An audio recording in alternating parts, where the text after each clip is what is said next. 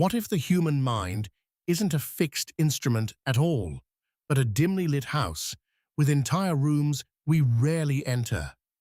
On most days, we move through the familiar corridors. We recognize faces. We misplace keys. We count change, forget birthdays, remember the lines of a song we haven't heard in years. The brain, we're told, is a marvel of biology, yet also a machine with limits. Attention is finite. Memory fades. Muscles tire.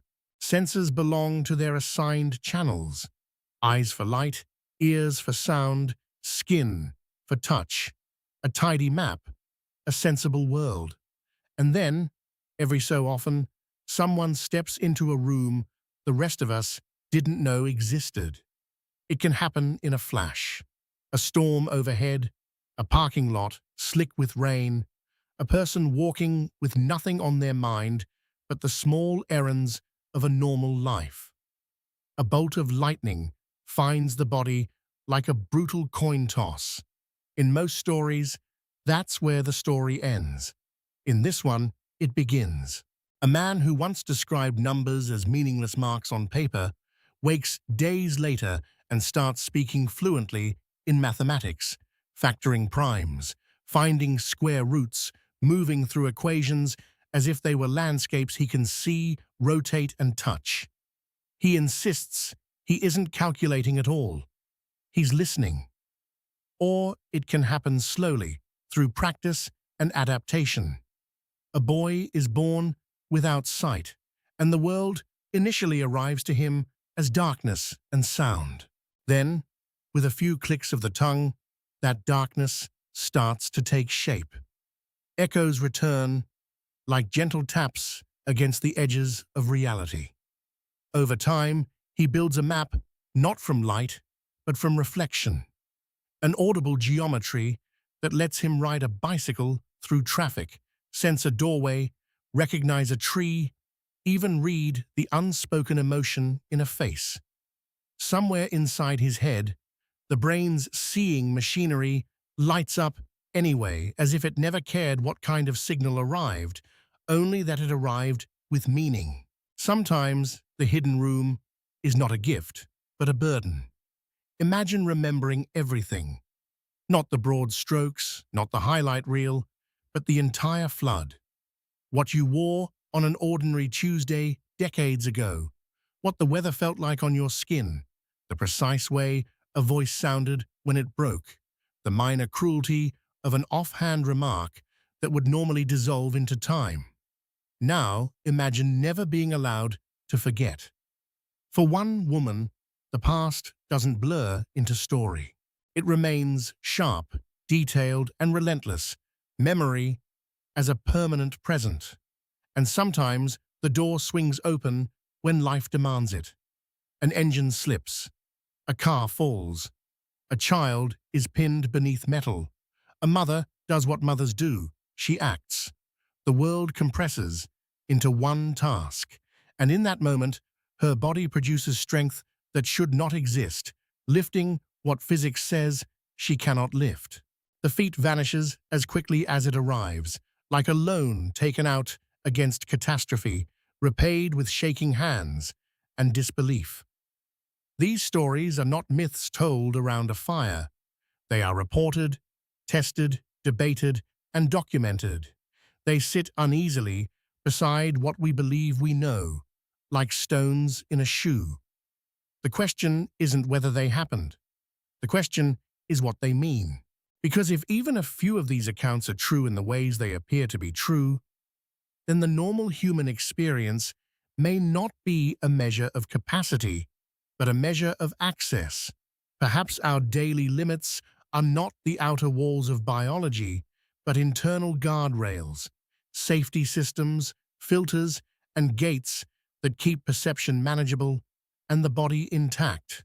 A brain that recorded everything would drown. A muscle that always fired at maximum would tear. A mind that perceived every signal would be overwhelmed by noise. Yet the existence of these rare episodes suggests another possibility, that beneath the ordinary mind is a deeper architecture, one capable of startling precision, sudden rewiring, and abilities that feel almost like a different species hiding inside our own.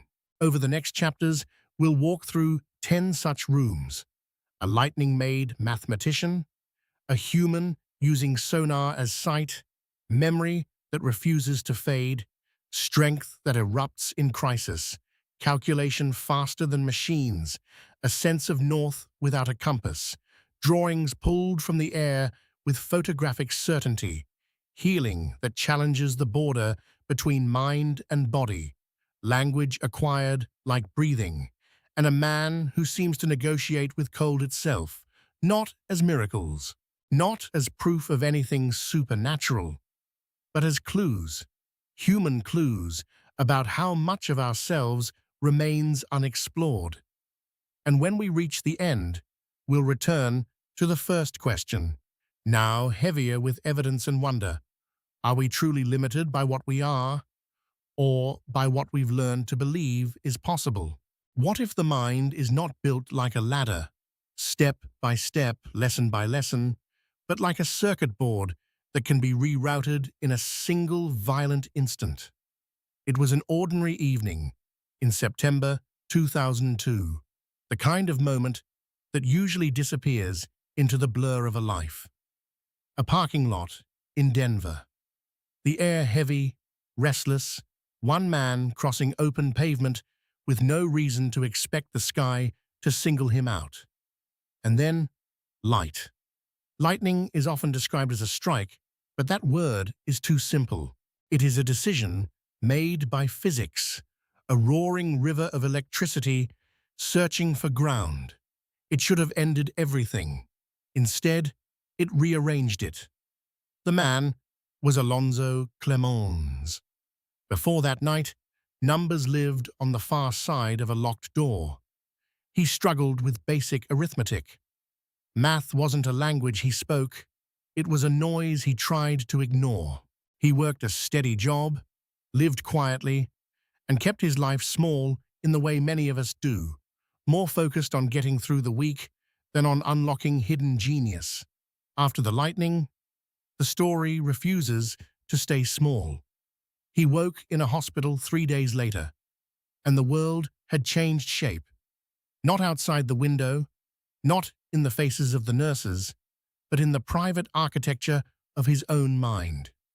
Numbers that once looked like meaningless scratches suddenly arrived with clarity, not as memorized facts, not as steps he could explain, as a kind of direct perception. He began doing things that made people lean back in their chairs and check their assumptions. Large prime numbers fell apart into their factors as if he could see the seams. Square roots unspooled into long, accurate strings of decimals. Complex equations, things he had never formally learned, came to him with a confidence that felt less like study and more like recognition, as if he were recalling a place he'd already been. But the most unsettling detail wasn't the speed. It was the way he described the experience. He didn't talk about working it out. He talked about shapes, colors, motion, mathematical relationships arriving as patterns he could rotate in his head like an object held up to the light. Prime numbers took on a particular hue. Perfect squares formed spirals. Solutions appeared as structures, three-dimensional, almost tactile, rather than as rows of symbols on a page. Neurologists have a name for certain blends of sense and concept, where one category of perception spills into another. But labels only outline the mystery. They don't solve it. Experts tested him again and again. The results held. Brain scans suggested something had shifted. New connections, unusual activity, pathways linking regions that don't typically talk in that way. Researchers searched for an explanation that fit neatly into current theories. A hidden talent revealed, an inhibition lifted, a dormant network suddenly allowed to fire. Yet even the best explanations felt like thin blankets over a strange heat. because the simplest question remained unanswered. Where did it come from? If he had never practiced, never trained, never built the slow scaffolding that usually supports expertise, what exactly was his brain accessing?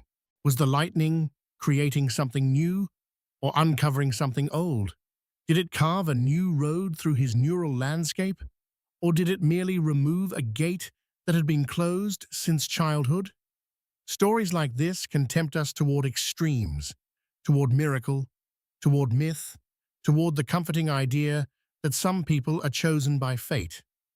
But there is a quieter, more human possibility that may be harder to sit with. What if the capacity was always there, not just in him, but in many of us, buried under the brain's practical need to conserve energy, to keep life stable, to limit the flood of information to what we can survive? What if normal is not the full spectrum of the human mind, but a narrow operating mode designed for safety? Clemens didn't ask for the door to open. He didn't even know it existed. It blew open anyway, by a force of nature that offers no explanations, only outcomes. And that leaves us with an uncomfortable reflection to carry forward into the next room. If a single moment can reveal abilities that seem impossible, how many other forms of perception are waiting, not for lightning, but for a different kind of spark? What if sight is not something the eyes do, but something the brain learns, again and again, no matter what signals it receives? In the quiet before dawn, a man stands at the edge of a city sidewalk. Traffic hasn't fully woken up yet, but the air already holds the low hum of engines and distant movement. He tilts his head slightly, as if listening for something most people never notice. Then he makes a small sound with his tongue, sharp, quick, deliberate, click. To a passerby, it might look like a nervous habit. To him, it is light. The man is blind. Not temporarily, not partially, blind in the way that usually forces a life into careful routines, counting steps, tracing walls, learning routes by memorizing corners. Yet he walks forward with a calm confidence that suggests a different rulebook. He clicks again. Click. The sound bounces off parked cars, fence posts, tree trunks, open doorways. It returns a fraction of a second later, carrying information in its delay and texture. The world speaks back in echoes. And in that conversation, he sees. Human echolocation is a real phenomenon, but the phrase can make it sound gimmicky, like a party trick. It isn't. For some blind individuals, it becomes a deeply trained sense, an entire spatial language capable of astonishing precision. With practice, a person can sense the shape of a corridor, the presence of an obstacle, the difference between a solid wall and an opening. Some can detect a lamppost from meters away. Some can identify the broad outline of a tree. Some can ride bicycles, hike trails, navigate unfamiliar buildings, all through sound. The first time most of us hear this, we're tempted to place it in the category of the extraordinary. But that's exactly where the story gets more interesting, because echolocation doesn't belong only to rare geniuses. It belongs to the brain's stubborn adaptability. Scientists have studied blind echolocators in labs and in real-world tasks. They've asked them to identify objects, judge distances, map environments. The results often show that their performance is not luck and not guesswork. It's perception, reliable, repeatable, refined. Then researchers look inside the brain. In sighted people, a large section of the brain's back region is devoted to visual processing. It interprets edges, motion, depth, the subtle gradients that tell you whether a surface curves or breaks. In blind echolocators, something remarkable happens. That visual cortex can become active when they listen to echoes, not metaphorically, literally. The brain, starved of light, reassigns the circuitry. It takes the raw material of sound and feeds it into regions built for spatial understanding. The result isn't merely hearing better, it's constructing a three-dimensional model of the world from a different input stream. In other words, vision may be less about eyes and more about interpretation. That idea rearranges something fundamental. We tend to think of our senses as separate channels, each delivering its own category of truth. But the brain doesn't seem to care about categories as much as we do. It cares about patterns, timing, relationships. Give it a reliable signal, and it will build a reality from it. There's a quiet poetry to that. A person denied one kind of access doesn't simply lose a world. They may build another. The human nervous system isn't a fixed instrument. It's a composer, rewriting the score when an entire section goes silent. But there's also a deeper question hiding inside this story. If the brain can see with sound, what else can it learn to see with? Touch, smell, magnetic fields, the faint vibrations of a room, micro shifts in temperature, subtle chemical traces in the air. We know some animals navigate using cues we barely notice. We know human brains can reorganize with practice and need. The boundary between human perception and animal perception may not be a wall, it may be a doorway. And even for those of us with sight, the echolocator's world hints at something we forget. That vision is not a photograph of reality. It is a construction, a story the brain tells itself, stitched together from signals, assumptions, and learned shortcuts. When a blind echolocator clicks their tongue, they are not creating magic. They are revealing that perception is flexible, and that our sense of what is normal is simply one version of what the brain can do. So we move forward, carrying a new kind of mystery. If the mind can rebuild sight from sound, what happens when it refuses to let go of the past? When memory becomes its own form of vision, and forgetting is no longer an option? What if forgetting isn't a flaw, but a mercy? We praise memory the way we praise a strong back or a steady hand. We celebrate it in schools, in trivia nights, in the small triumph of recalling a name at the last second. We say a person has a great memory the way we say they have good eyesight, as if it's simply a sharper version of the same tool. But there are people for whom memory is not sharper. It is absolute. Imagine sitting at a kitchen table and being asked about a random date, say a Thursday in late summer, 15 years ago. Most of us would search the fog and find nothing but fragments. A season, a general mood, a few blurry images. For someone with a highly superior autobiographical memory, the fog doesn't exist. They can tell you the day of the week, the weather, what they ate, what song was playing when they got into the car, the shirt they wore, the argument they overheard, the exact phrasing of a sentence spoken casually and forgotten by everyone else. They don't try to remember.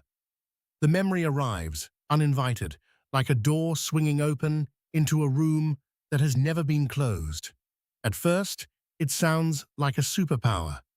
Then you listen long enough to realize it can be a kind of captivity.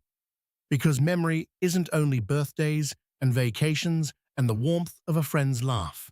Memory is also the sting of embarrassment that should have faded, the grief that should have softened, the shame that should have been processed into something gentler. For most people, time is an editor. It smooths edges. It compresses 1,000 moments into one story we can carry. For these individuals, time doesn't edit, it stores. Researchers began documenting this form of memory in the early 2000s after a woman described her mind as a constant flood of personal history. She could not stop the memories from replaying. A date on a calendar, a passing reference, even a smell could trigger a cascade. Hours of recollection spilling into the present. The past didn't sit behind her like a landscape. It moved with her, overlapping the now. Scientists tested her, and others like her in controlled settings. They asked for details about random dates. They cross-checked against diaries, news events, historical records. The accuracy often held, startlingly so. Yet what stood out in interviews wasn't just precision, it was the emotional cost. Many described an inability to move on in the way most of us do. When something painful happened, it didn't recede. It remained vivid, as if it had occurred yesterday. Some said they avoided certain topics, certain music, certain places, because they knew the past would surge back with full force. The brain, it turns out, is not designed to archive everything. We forget for a reason. Forgetting is a form of survival. It reduces the weight of our own history so we can keep walking. It allows forgiveness, not because the event wasn't real, but because the mind cannot live forever in the same moment of injury. Forgetting makes room.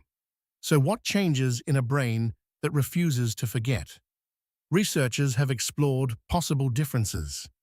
Unusual patterns in regions associated with memory and self-referential thought, stronger connectivity, or a tendency toward obsessive organization of personal information. But even as science maps correlations, the central mystery remains stubbornly human. These individuals aren't memorizing on purpose. They aren't rehearsing like actors. Their minds simply hold on. And that forces us to confront a strange reversal. We spend so much of our lives trying to remember, taking photos, saving messages, recording voice notes, building digital archives because we fear loss. Yet here is a condition that suggests the opposite fear, that remembering too much can become its own kind of loss. The loss of peace, the loss of distance, the loss of a present moment unshadowed by every other moment. It also reframes how we think about identity. We often say, we are the sum of our memories. But what happens when the sum is not a manageable number, but an infinite ledger? Does the self become stronger, or does it become trapped in constant accounting? As we move to the next chapter, keep this in mind. If forgetting is mercy, then memory is power. And power, as always, has a price. So the next question isn't whether the mind can do astonishing things. It's whether we would want it to, if the door opened and never closed again. What if the body keeps a hidden reserve, not for athletic glory, not for records, but for the moments when a life is balanced on the edge? The story usually begins with an accident. It has to, because the ability it reveals is not something people can summon on command. It arrives like a stranger in a crisis, does its work, and vanishes before anyone can fully understand what just happened. A car slips from a jack, metal drops, a person is pinned. Panic floods the scene, thick and immediate. Someone screams for help, but help is always farther away than you want it to be. And then a mother, or a father, a neighbor, a passerby, steps forward and does something impossible.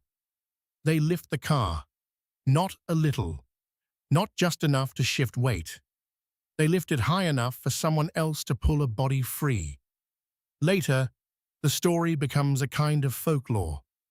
People repeat it with a half smile because it feels unreal even to say out loud. Adrenaline, they explain, as if the word itself closes the case. But adrenaline is not an explanation. It's a door label. Behind it is a room we still don't fully understand. In ordinary life, the brain places limits on muscle output. This isn't weakness, it's protection. Muscles can generate tremendous force, but that force can tear tendons, fracture bones, damage joints. The nervous system keeps a buffer, an invisible governor, so you don't destroy your own body every time you carry groceries or sprint for a bus. Under extreme threat, that governor may loosen. The body's stress response floods the bloodstream with chemicals that sharpen focus, elevate heart rate, divert energy, and prepare you to fight or flee. Pain can dim. Time can feel slowed. The world narrows into a single task. Sometimes that task is lifting. There are documented cases of hysterical strength, where ordinary people perform feats far beyond their usual capacity in emergencies. Afterwards, many report shock, confusion, even a strange calm, as if they were watching themselves from a distance. Often, the physical cost arrives later. Torn muscles, strained ligaments, injuries that reveal what the body risked to complete the act. It's tempting to romanticize this phenomenon, to frame it as proof that we're all superheroes in disguise. But the reality is more sobering and more profound. The body is not hiding strength from us out of cruelty. It is hiding it out of care. A system designed for survival doesn't only need power, it needs restraint. It needs boundaries that keep the organism functional tomorrow. A car lifting moment is a withdrawal from a savings account that isn't meant for everyday spending. So why do some people access it and others don't? That's where the mystery deepens. Two people can face the same crisis, and only one experiences this surge. Training might matter, but not always. Personality might matter, but not predictably. Sometimes it seems tied to attachment, someone you love in danger. Sometimes it's pure circumstance. The brain's decision to remove its own safety locks may depend on a complex algorithm of threat, meaning, and urgency that we barely understand. And there's another question hiding beneath the obvious one. If the brain limits our strength to protect us, what else does it limit? If the nervous system can hold back muscle power, could it also be holding back perception, speed of thought, sensory range? The amount of detail we allow into consciousness, our normal state, might not be our maximum state. It might be our safest state. In that light, emergency strength becomes more than a dramatic story. It becomes evidence of a broader principle, that the human organism is capable of far more than it routinely permits. And yet, there's a cost to learning this. Because once you know the ceiling can lift, you start wondering whether the ceiling was ever real. You begin to see daily life differently. The quiet ways we are managed by our own biology, the invisible systems designed to keep us from breaking. In the next chapter, we move from muscle to mind, into a kind of speed that doesn't involve lifting steel, but lifting numbers. A different kind of reserve, a different kind of question. When the brain removes its limits, what can thought become? What if intelligence isn't only something we build over time, but something that can appear like weather, brief, intense, and gone before we can measure it? Some people do not learn math the way most of us do. They do not climb the staircase of practice, mistake, correction, and slow improvement. Instead, they seem to open their eyes and find that the staircase has already been climbed. A child sits in a classroom, restless. The teacher writes numbers on the board. The other students groan the way students do. But this child is quiet, not because they're paying attention in the usual way, but because something else is happening inside their head. The numbers aren't symbols. They're objects. Ask them what 8,431 multiplied by 27 is, and the answer arrives almost instantly. Not through steps they can describe, not through memorized tricks. It appears, complete and correct, like a word they didn't know they knew. For most of us, doing calculations is like carrying buckets of water across a room. It takes effort, attention, time. For some savants, it's more like watching water run downhill. The answer is the natural result of a pattern they can see. Researchers have met individuals who can tell you the day of the week for any date you name, centuries forward or backward without hesitation. Some can compute huge powers, factor large numbers, or perform mental arithmetic at speeds that rival calculators. Others can estimate the number of objects scattered across a surface with startling accuracy, not by counting, by perceiving quantity the way you perceive a color. This world of extreme calculation sits at a strange crossroads between awe and discomfort. Awe, because it reveals what the human brain can do without tools. Discomfort, because it disrupts our usual story about intelligence. We like to believe that ability is earned in a predictable way, through work, through education, through the slow accumulation of skill. Savant Calculation suggests there may be other routes into the same destination, routes that bypass the roads we've built institutions around. So what is happening? In some cases, savant abilities appear alongside developmental conditions. In others, they emerge after injury or illness, like the lightning story we've already visited. The details vary, but a recurring theme appears: unusual connectivity and specialization. Some theories suggest that when certain higher-level processes are reduced, filters, language overlays, interpretive shortcuts, raw pattern recognition becomes more accessible. The brain stops narrating and starts perceiving. It's as if a layer of interpretation is peeled away, revealing a deeper engine that is always running beneath awareness. Consider what everyday life requires. It requires generalization, not precision. It requires ignoring most details so we can function. A mind that noticed every pattern in every moment would be overwhelmed. So the brain simplifies. It compresses. It creates meaning at the expense of data.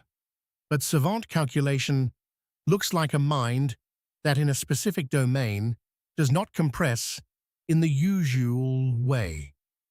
It preserves structure. It sees the scaffolding behind numbers, the invisible architecture we usually feel only as effort. One savant described numbers as having personalities and textures. Another spoke of landscapes of digits, where moving through a calculation felt like walking through terrain.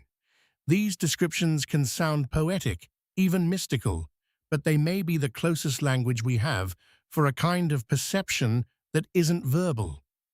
Because how do you explain seeing mathematics if your listener has only ever spoken it?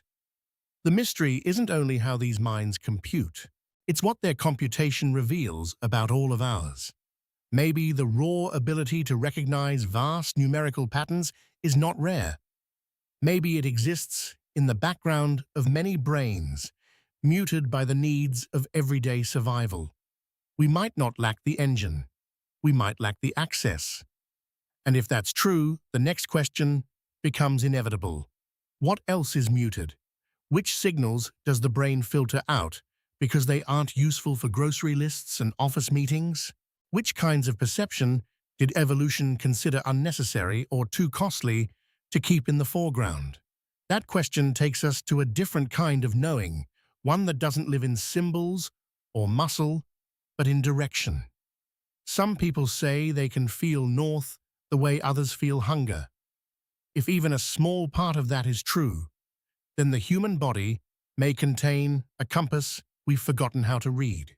What if the body carries a quiet instrument, an inner compass, so subtle most of us never learn its language?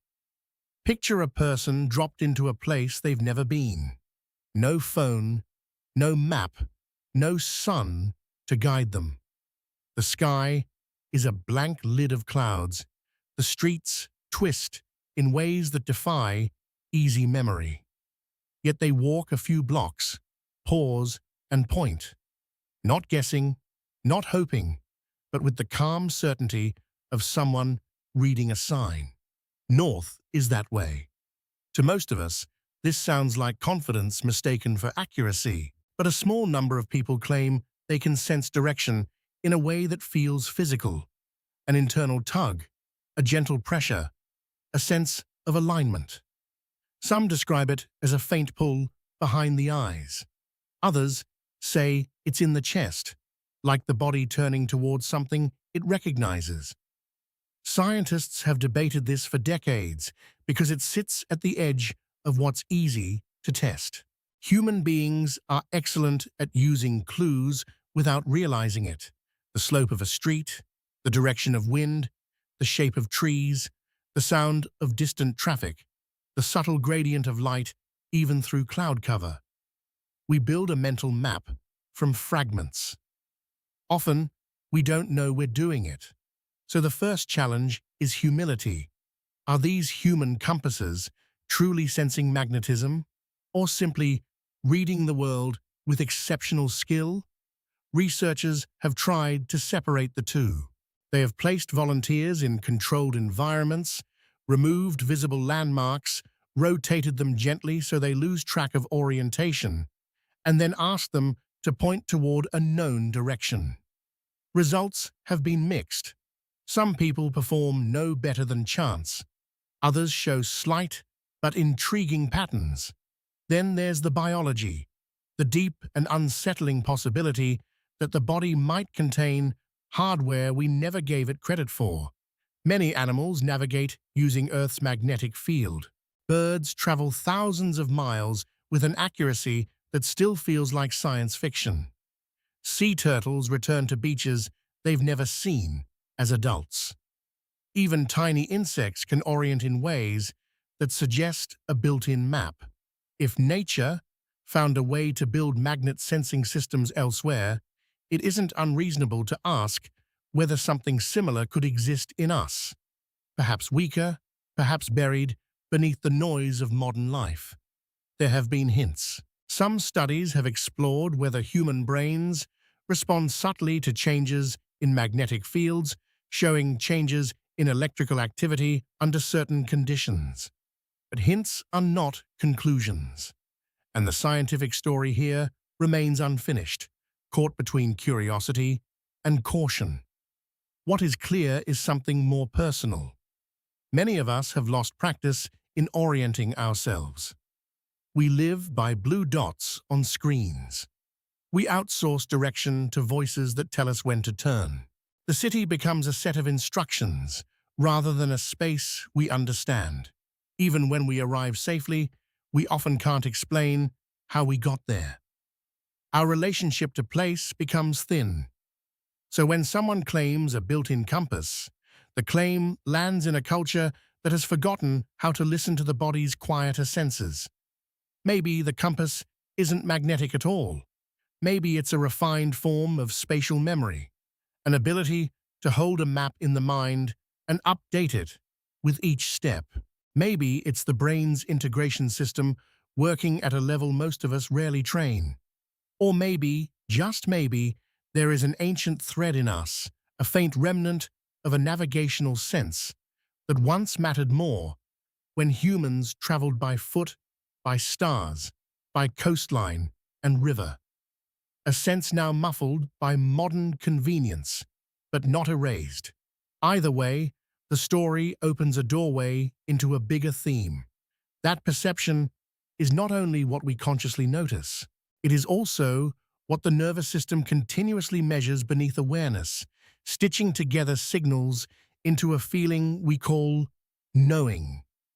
And once you accept that, the world changes again, because direction is only one kind of knowing without language. The next room is about another, a mind that can capture details so precisely it seems to borrow the camera's eye, drawing a city skyline from memory. as if the brain were a lens, not a storyteller. If that is possible, then the boundary between seeing and remembering becomes thin enough to tear. What if some memories aren't stories at all, but images stored with the cold accuracy of glass? In a large room with high windows, a man sits at a long table. Paper is spread in front of him like an empty field waiting for weather. He holds a pen the way a musician holds an instrument, not with tension, but with familiarity. Across the room, people wait quietly, as if they're about to witness something that might feel sacred. He closes his eyes. Not for long, just long enough to enter the place where his images live. Then he begins. The pen moves fast, confident lines, tiny windows, repeating patterns, angles and curves. A skyline appears, not as a rough impression, but as an intricate architectural portrait. Each building carries its unique identity: the spacing of floors, the shape of rooftops, the rhythm of glass and stone. The drawing grows outward like a city built in real time. The man is Stephen Wiltshire, famous for a kind of memory that seems almost impossible to believe until you see it. He can fly over a city in a helicopter once, sometimes for a brief time, and later draw what he saw, street by street, building by building, at a scale and detail that suggests photographic capture. People call it photographic memory, but the term is slippery. True photographic memory in the strictest sense is debated. Most scientists agree that typical human memory is reconstructive, not archival. We don't store perfect pictures. We store meaning, impressions, emotional tone, a few anchor points. Then, when we recall, we rebuild, like an artist working from fragments. Wiltshire's work challenges that assumption not by argument, but by evidence. The lines on the paper don't feel reconstructed, they feel retrieved. But here's the part that makes the story more complicated and more human. Stephen is not simply a machine producing accuracy. He is an artist. His drawings have life in them: balance, rhythm, composition. They're not only correct, they're beautiful. That suggests something deeper than storage. It suggests interpretation, an intelligence not just of memory, but of structure. So what is happening inside a brain like his? Some individuals on the autism spectrum display savant abilities, extraordinary performance in a narrow domain, sometimes paired with difficulties in others. The savant mind can feel like a paradox: immense capacity alongside profound challenges. One theory is that certain forms of processing, pattern detection, detail retention, spatial mapping, are amplified, while other forms of filtering and abstraction function differently. The brain may notice what most brains discard. Because most of us discard constantly. We walk through a city and forget 99% of it. We remember a coffee shop, a conversation, the feeling of sunlight in an alley, but the exact number of windows in a building, the precise alignment of streets, the spacing between bridges, our brains decide those details are unnecessary for survival, and they let them go. Wiltshire's mind appears to make a different decision. The cost of this can be difficult to see from the outside, because audiences tend to treat the ability as pure gift. But any brain that operates in an unusual way often comes with its own demands. The world can be louder, sharper, more overwhelming. Social cues may not arrive automatically. Routine may become an anchor. The talent, meanwhile, becomes a public mirror. People stare not only at the drawings, but at the person. Trying to solve a mystery they want to believe says something hopeful about humanity. And maybe it does. Because in Wiltshire's work, we see a reminder that memory is not one thing. It is a spectrum. It can be narrative, emotional, sensory, spatial. It can be sparse or dense. It can be protective, as we saw in the chapter on forgetting, or it can be astonishingly exact. Which brings us back to the central question of this series. What are human limits, really? If one mind can store and reproduce a city's geometry after a single glance, then perhaps the brain's default mode is not a measure of what is possible. It's a compromise, a balance between precision and function, between data and meaning.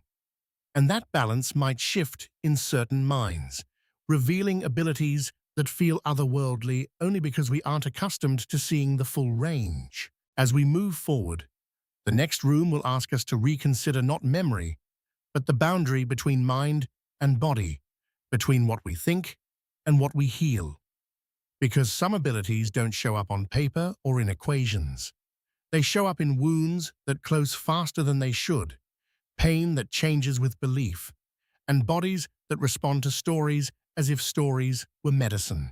What if the body is listening to the mind more closely than we admit? In a small clinic room, the air has that familiar antiseptic calm, clean, bright, faintly echoing. A patient sits on the edge of an exam table, turning a worry over in their hands the way people do when they're afraid of what will be found. The doctor speaks in measured tones. A diagnosis is named, a plan is offered. A pill bottle appears like a tiny promise. And then something strange happens. Something so common, we almost forget how strange it is. The patient improves before the medicine should have any effect. Pain softens, sleep returns, symptoms ease. The body responds as if it has received a real intervention, even when the treatment is only the ritual of being treated, the attention, the authority, the expectation of relief. We have a word for this, placebo. But the word can sound dismissive, as if it means fake. In truth, placebo reveals something deeply real. Belief can alter physiology. Researchers have shown that expectation can change pain perception, affect stress hormones, and even shift measurable brain activity. In some studies, the body releases its own pain-relieving chemicals when a person believes relief is coming. The brain, anticipating help, activates pathways that make help partially true. Even more unsettling, the opposite effect exists too. If a person expects harm, they can experience harm. Side effects can appear from nothing but suggestion. Symptoms can worsen because the mind braces for them. This is sometimes called the nocebo effect, but again, the label doesn't tame the phenomenon. It simply names the door. Behind that door is the question we try to avoid because it complicates everything. Where does the mind end and the body begin? Modern medicine has saved countless lives by separating systems. Cardiology here, neurology there, immunology in another building. Specialization is powerful, but specialization can create blind spots. It can make us forget that the body is not a collection of parts, it is one conversation. Stress, for example, isn't only a feeling. It is a physiological state. It tightens muscles, raises blood pressure, changes immune responses, alters sleep, reshapes appetite, rewires attention. Over time, chronic stress can be a slow poison, not because the mind is weak, but because the body is faithful. It follows the mind's alarm signals as if danger is always present. Now imagine the reverse, a mind that signals safety. A person breathes slowly, deliberately. Their heart rate falls, their muscles release, the body shifts from defense to repair. Wounds don't magically vanish, but the conditions for healing improve. Pain becomes less dominant. Recovery becomes more possible. None of this requires mysticism. It requires acknowledging that the nervous system and the immune system share a border that is porous, alive, and sensitive to meaning. There are stories, some well-studied, some less so, of people whose bodies change in ways that seem to outrun the usual timeline. Severe burns healing faster than expected. Chronic pain easing after therapy that never touches the injured tissue. Skin reactions appearing in response to emotional triggers. Even allergic responses shifting when the brain is convinced the threat is gone. Skeptics are right to be cautious. Not every story is true. Not every improvement is caused by the mind. Bodies are complex, and coincidences happen. But dismissing the entire phenomenon creates its own blindness. Because we can measure some of these effects, we can see them in brain scans, we can track them in hormones and neurotransmitters. We can observe the outcomes in controlled trials where belief alone changes results. The deeper mystery is not whether belief matters, it's how.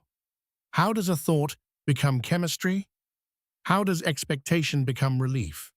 How does meaning, an invisible thing, move through nerves and blood and cellular responses until it becomes pain, reduced, nausea calmed, inflammation shifted? If the mind can influence the body in subtle ways, then human ability isn't only about feats of strength or memory or calculation. It's also about regulation, about steering internal states toward survival and sometimes toward recovery. That realization carries a quiet ethical weight, because it would be cruel to tell a suffering person that healing is all in their head. Suffering is real, regardless of origin. Yet it would also be incomplete to treat the mind as a passenger in the body's vehicle, with no hands on the wheel. Perhaps the truest statement is more balanced, more human. We are not divided into mind and body. We are one organism, interpreting the world and responding as a single system. And if that is true, then the next question becomes almost inevitable. If belief can shape pain and healing, could the mind also shape something even more fundamental, like language itself, opening doors to speech and understanding in ways that feel like sudden awakening? What if language isn't only learned? What if, under the right conditions, it can be unlocked? There are moments in life when a person speaks and everyone in the room turns their head at once, not because the words are loud, but because they shouldn't be there. A man survives a stroke.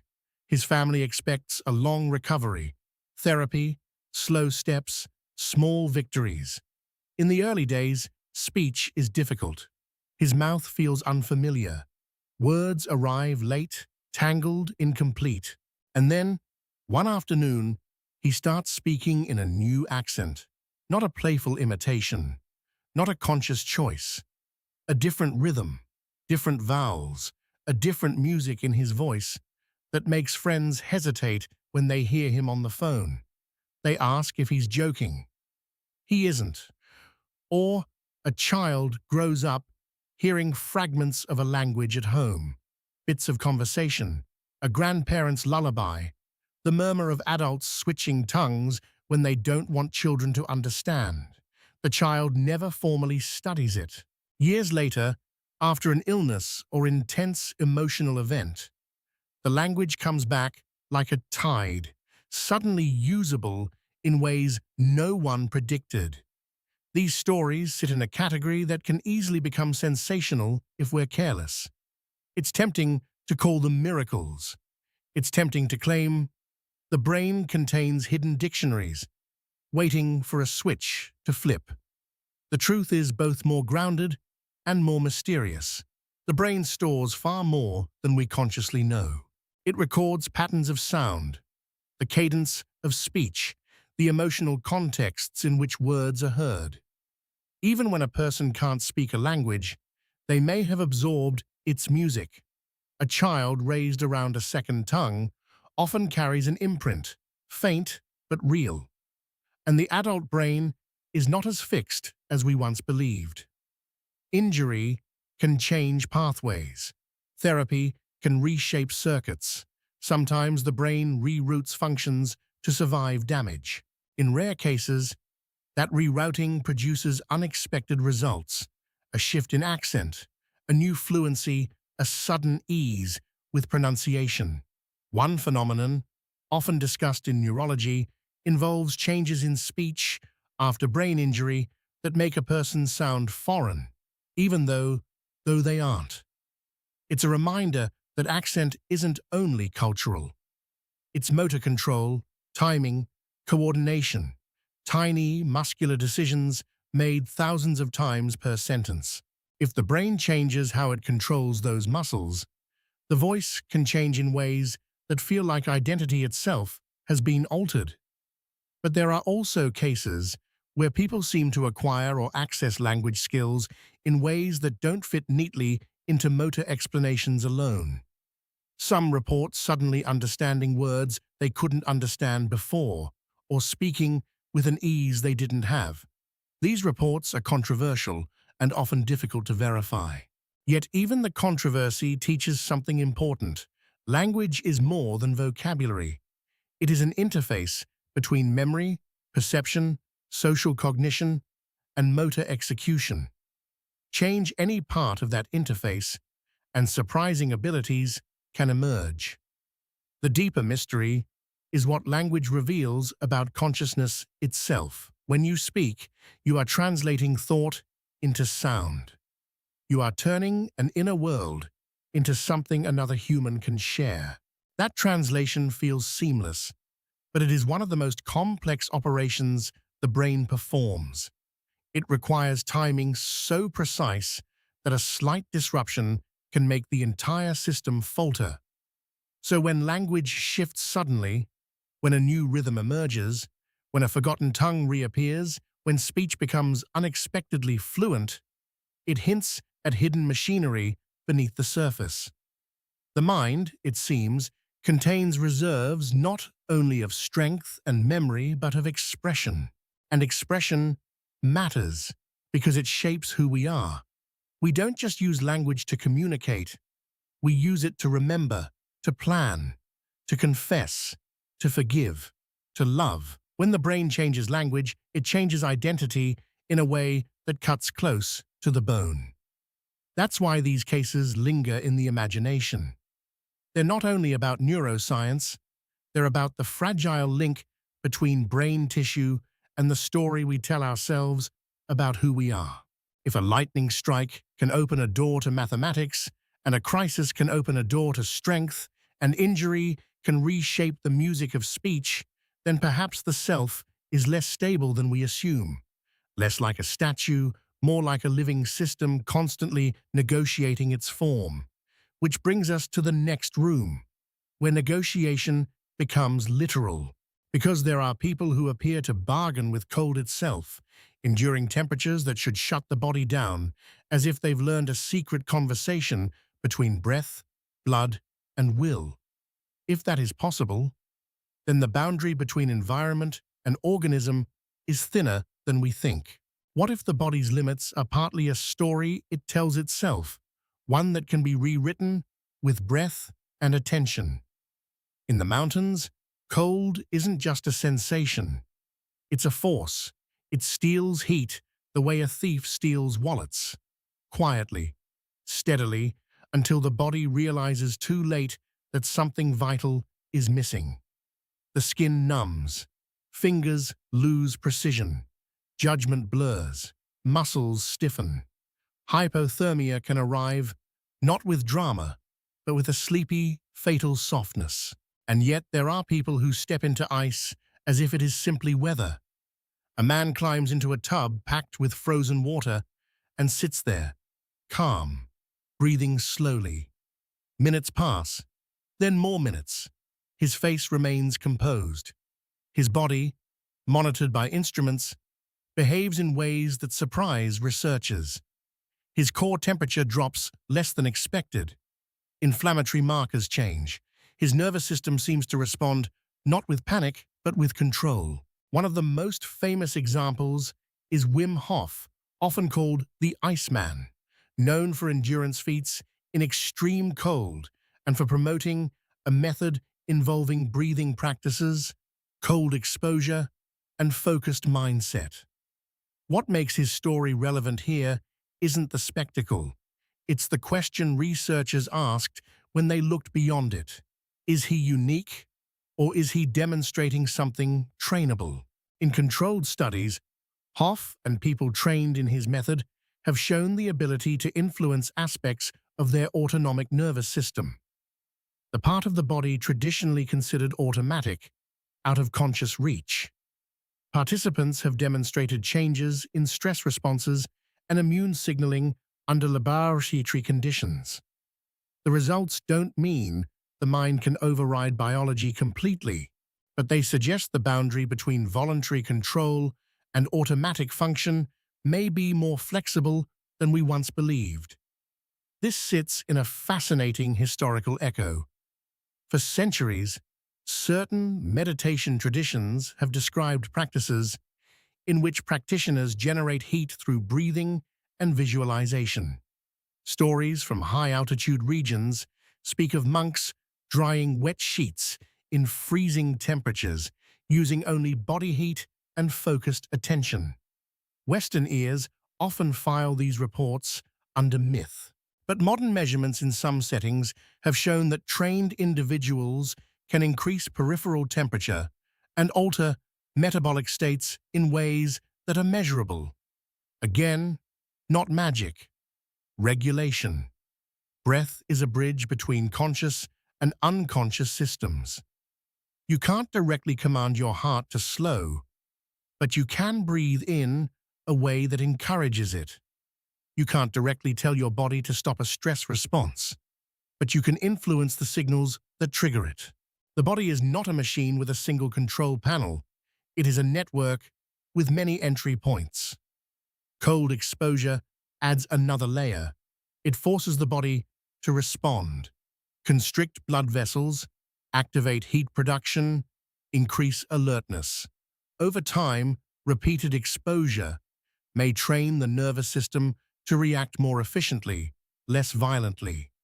What once felt unbearable becomes tolerable. What once triggered panic becomes manageable. The remarkable part is not that humans can adapt to cold. We've known that. The remarkable part is that certain individuals appear to adapt consciously, using breath and attention as tools, steering processes we usually assume are off-limits. This reframes what willpower might mean. Not the grim, clenched jaw version we associate with self-denial, but a quieter, more technical kind of will. The ability to shape internal state through practiced control of breath, focus, and interpretation.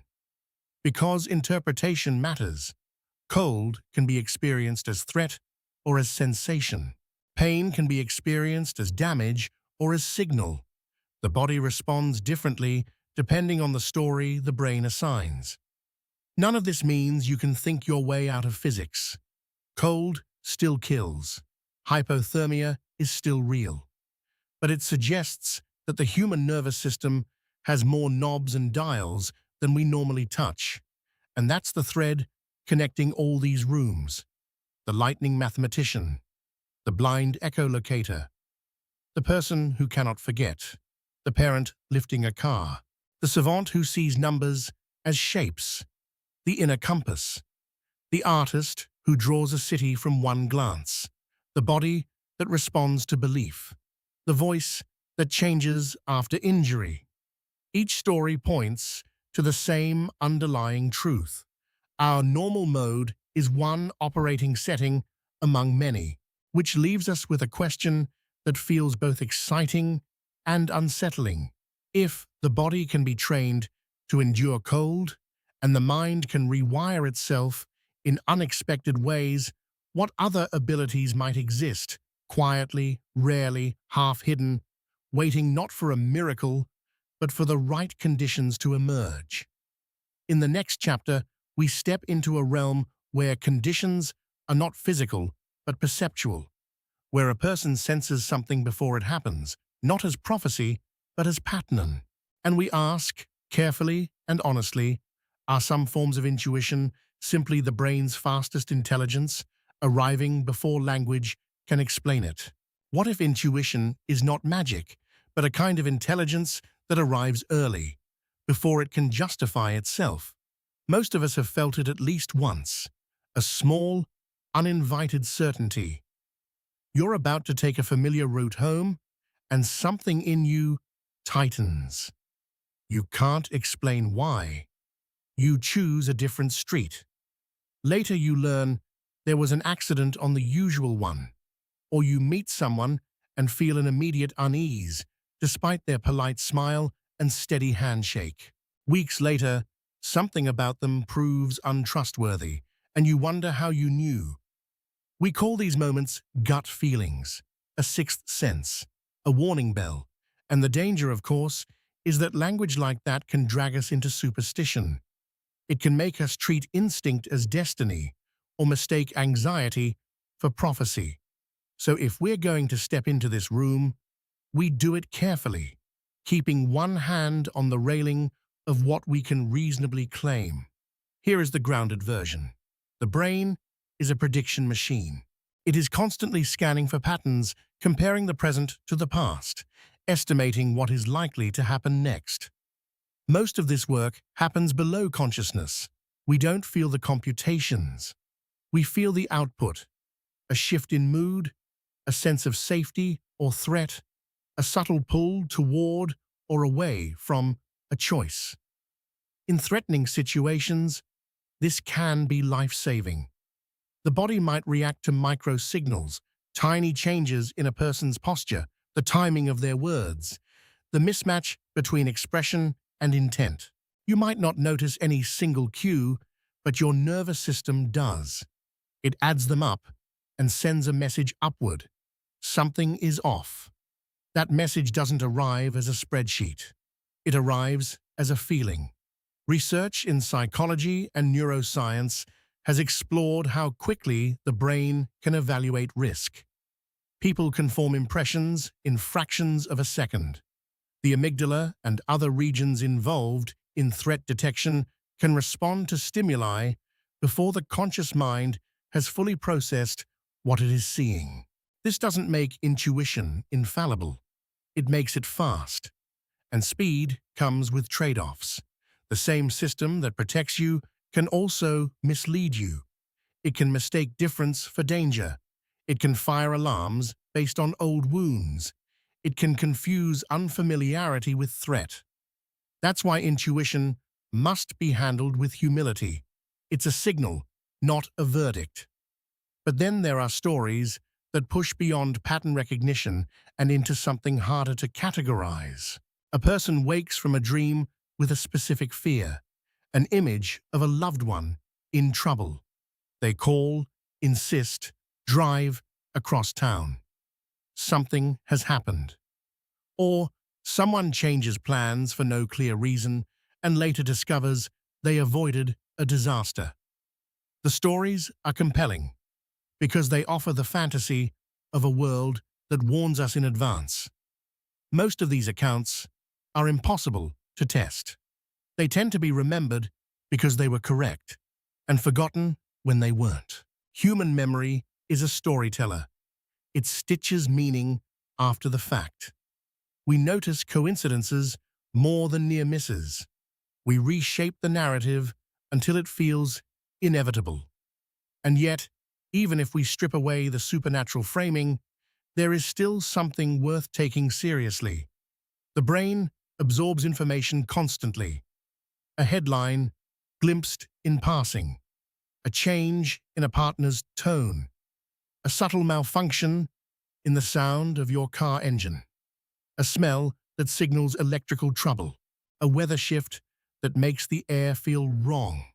You might not consciously register these inputs, but they can influence your sense of what is likely. Your premonition might be your brain completing a pattern you didn't realize you saw. In that interpretation, intuition becomes less mystical and more astonishing in a different way. It suggests that the mind is always collecting, always computing, always anticipating, doing a vast amount of quiet work to keep you safe, keep you moving, keep you alive. It also suggests something tender, that sometimes the reason intuition feels like it comes from nowhere is because it comes from everywhere.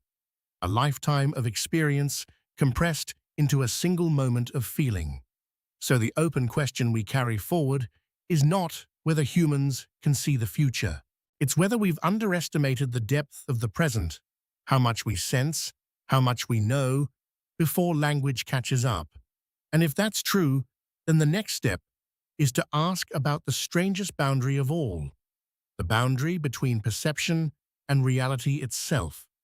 Because in the next room, we encounter experiences that feel like impossible knowing, and we have to decide, with care, whether they reveal hidden abilities or the mind's talent for making meaning under uncertainty.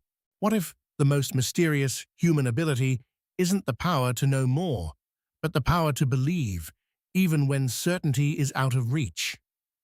There are experiences people describe in a whisper, not because they want attention, but because they fear sounding foolish. Moments when the world feels thin, when something seems to happen that doesn't fit the usual order of cause and effect. A person thinks of a friend they haven't spoken to in years, and the phone rings. That friend. A parent senses something is wrong with a child across town and arrives just in time. A stranger says a sentence that feels tailored to your private grief. An object falls from a shelf the moment you speak a certain name. These details, on paper, are small. In life, they can feel enormous. We often label these moments as coincidence and move on. Or we label them as signs and build a story. Either way, we're doing something deeply human. We're trying to make sense. The problem is not that people notice patterns. The problem is that the world contains more patterns than we can count. In a universe of billions of people and trillions of interactions, unlikely things happen every day. The human mind is exquisitely tuned to notice them, because noticing patterns helped our ancestors survive. A rustle in grass might be wind or a predator. Better to assume meaning and be wrong than assume randomness and be eaten. So our brains are biased towards significance. We remember the eerie coincidences and forget the thousands of times nothing aligned. We connect dots because the act of connecting dots is how we build identity, purpose, and hope. Yet even with that caution, the question doesn't disappear. Why do some coincidences feel so personal? Part of the answer may be emotional context.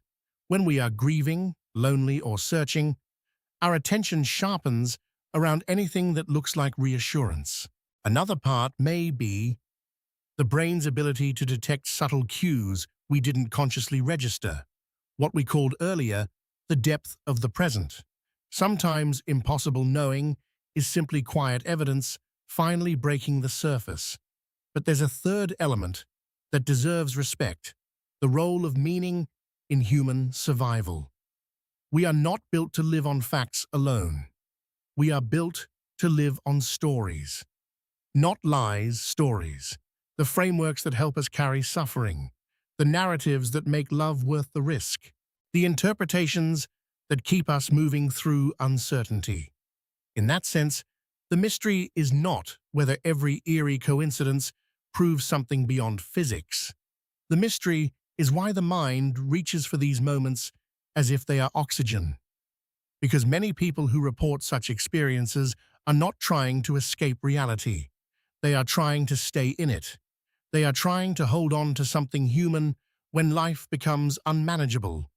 A widow senses her late partner's presence and feels less alone. A soldier returns from war and experiences dreams that seem to warn or guide, giving shape to trauma that has no easy language. A person at the edge of despair encounters an unlikely kindness at the perfect moment and interprets it as a sign to continue. Even if an outside observer calls it coincidence, the effect can be real. The person survives. The person heals. The person chooses life. So perhaps the hidden ability here is not paranormal perception, but something both more ordinary and more profound: meaning-making under pressure. The brain is not only a calculator, it is a storyteller designed to help a fragile organism navigate a chaotic world. Sometimes it does this through the clean logic of facts. Sometimes it does this through the messy language of symbols and signs.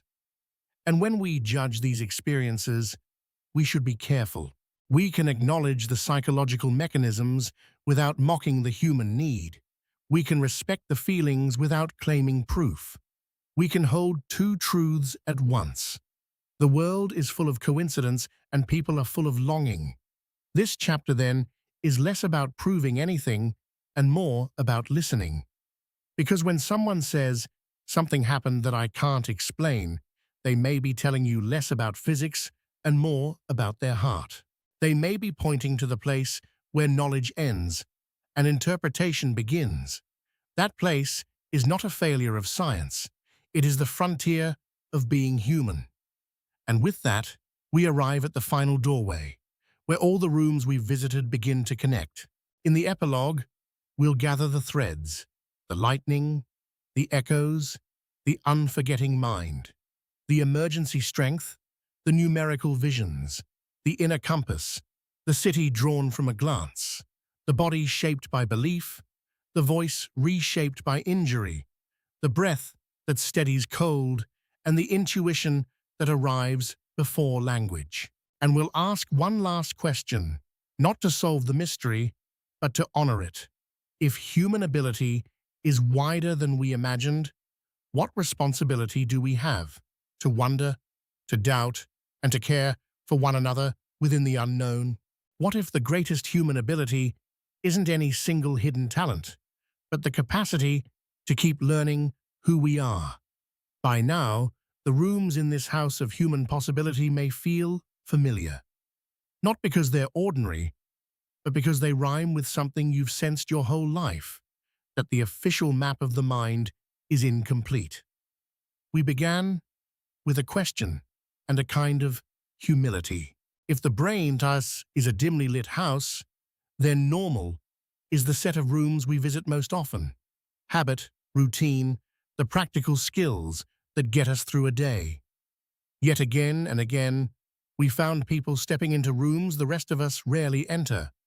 A lightning strike, brutal and indifferent, and a mind that suddenly perceives mathematics as color and shape.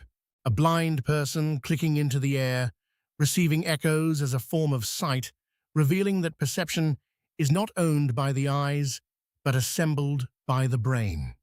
A memory so vivid, it refuses mercy, reminding us that forgetting is not failure, but design, a way to survive the weight of living. A parent lifting a car in a moment of terror, showing that the body has reserves protected by internal locks. Minds that calculate with impossible speed, not through effort, but through pattern, as if numbers are landscapes. People who claim an inner compass, whether through subtle environmental reading or something deeper, reminding us how much we outsource our senses. An artist who draws a city from a single glance, making memory look less like a story and more like a lens. Bodies that respond to belief, pain reduced, symptoms altered, quiet proof that meaning can touch biology. Voices that change after injury, and glimpses of language that seem to awaken, showing identity is woven into delicate circuitry. Breath and cold, where attention becomes a lever on the autonomic, and endurance becomes trainable rather than mythical. And intuition, sometimes accurate, sometimes misleading, offering a final reminder that the brain knows more than it can quickly explain. None of these rooms gives us a simple conclusion. If anything, they warn us against simplicity. Because the human mind is not a single thing. It is a living negotiation between precision and protection, between data and meaning, between survival and wonder. It filters reality so we aren't overwhelmed. It limits strength so we aren't broken. It edits memory so we can continue. It builds stories so we can endure uncertainty. And every so often, through accident, training, difference, or need, those filters shift. A door opens. The temptation at this point is to make a claim bigger than the evidence, to declare that humans are secretly unlimited, that anything is possible if you just believe. But that would betray the very spirit of these stories. The people in them are not symbols. They are human beings, often carrying costs alongside their gifts, often navigating lives more complex than the headlines suggest. A truer lesson is quieter. Human capacity is wide, and human fragility is real. So what do we do with that? We could treat these stories as entertainment, a parade of anomalies to marvel at and forget. Or we could treat them as invitations, small lanterns held up at the edges of what we assume about ourselves. They invite curiosity without gullibility, respect without superstition, skepticism without contempt. They also invite empathy, because every extraordinary ability we've explored sits beside ordinary needs: to be understood, to be safe, to belong, to make meaning.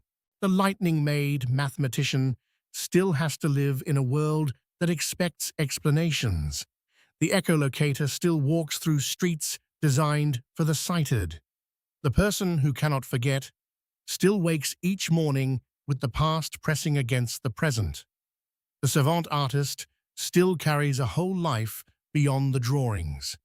The cold endurer still has to return to normal temperature and normal days. The intuitive mind still has to learn when to trust itself and when to question. In the end, perhaps the most cinematic truth is also the most human one. We are unfinished. Our brains are not final drafts. They are adaptive manuscripts rewritten by experience, injury, training, and love. Science continues to map the mechanisms, and it will map more in the years ahead. But even as knowledge grows, mystery remains, not as an enemy, but as a companion. Mystery is the space where humility lives. It is where we admit that we do not know everything, and that not knowing can still be meaningful. So here is the final question to leave echoing, not as a cliffhanger, but as a reflection. If the limits we live by are partly protective stories the brain tells, which stories are worth keeping? And which ones might we gently rewrite so that more of us can enter the hidden rooms safely, compassionately, and with wonder intact?